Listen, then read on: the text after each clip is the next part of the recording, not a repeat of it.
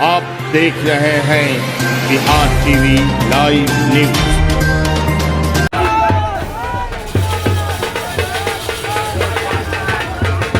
मोदी सरकार में धर्म मजहब का भेद किए बिना सबका कल्याण हो रहा है। अगर चैनल को सब्सक्राइब नहीं किए हैं तो तुरंत सब्सक्राइब करें, शेयर करें, लाइक करें। अब खबर जानते हैं विस्तार से।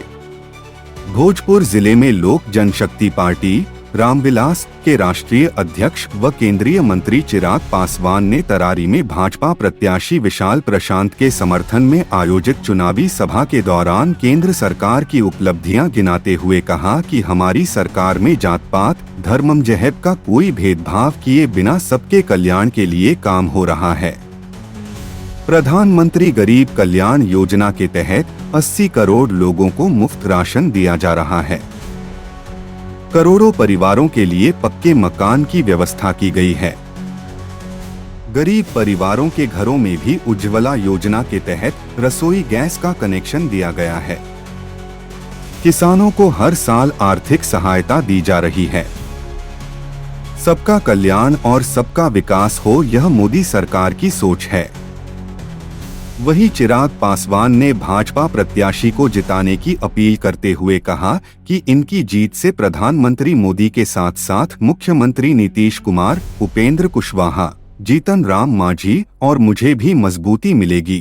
जिस तरीके से दुनिया के अलग अलग देशों में ये कट्टरपंथी सोच हावी होते हुए वहाँ के अल्पसंख्यक समाज के लोग, जिसमें मुख्यतः हिंदू समाज के लोग हैं, जिस तरीके से उनको टारगेट किया जा रहा है, जिस तरीके से उनको निशाना बनाया जा रहा है, ये बेहद चिंता का विषय है। इसी सोच को लेकर जब केंद्र सरकार योजना लाती है तो हमारे देश में कई ऐसे विपक्ष दल के नेता हैं जो केंद्र सरकार की आलोचना करते हैं और अपने ही देश में उस नागरिकता के कानून को लेकर भ्रम फैलाया जाता है कि किसी एक समाज विशेष से नागरिकता छीन ली गई, जबकि बार बार भारत की संसद में हमारे गृह मंत्री ने खड़े होकर, जिसका हम सब ने समर्थन भी किया, इस बात को स्पष्ट तौर से कहा गया कि ये कानून उस समाज के लोगों के संरक्षण देने के लिए है जहाँ पे वो अल्पसंख्यक है। ऐसे में जब ऐसी घटना सामने आती है तो महसूस होता है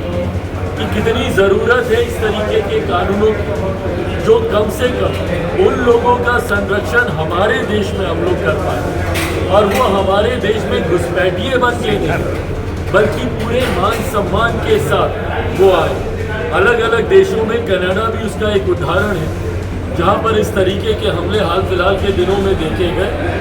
इस तरीके की सोच भारत कतई बर्दाश्त नहीं करेगा और मुझे लगता है मेरे प्रधानमंत्री आदरणीय नरेंद्र मोदी जी पूरी तरीके से सक्षम है इस विषय को सुलझाने के लिए। चिराग जी